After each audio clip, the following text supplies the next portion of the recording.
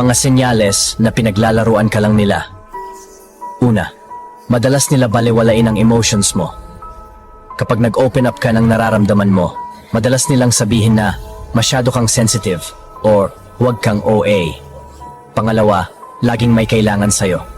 Kung kailan may kailangan lang saka biglang nagpaparamdam o nagpapakita ng kabaitan.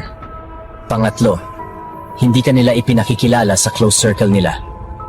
Kapag hindi ka isinasama sa mga barkada o pamilya, malamang na hindi sila seryoso sa'yo. Pang-apat, hindi sila interesado sa personal mong buhay.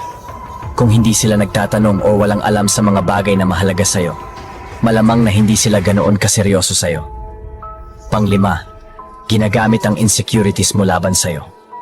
Kapag may hindi ka gusto sa sarili mo, lagi nilang pinapansin at ginagawang biro o pang-insulto.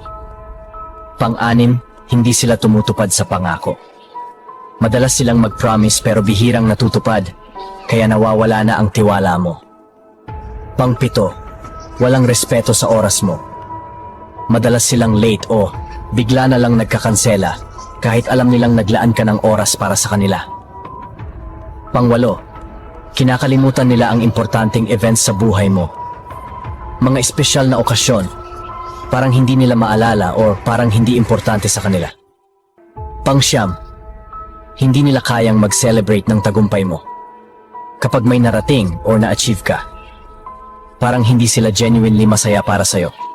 O kaya may konting inggit sa tono.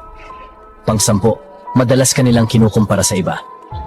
Lagi nilang pinapakita na parang may kulang o mali sa'yo kumpara sa ibang tao, na para bang dapat kang magbago.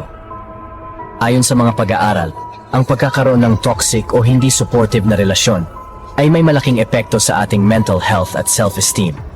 Tandaan, ang unang hakbang para sa mas maayos at masayang buhay ay ang pagiging aware sa mga taong nasa paligid mo.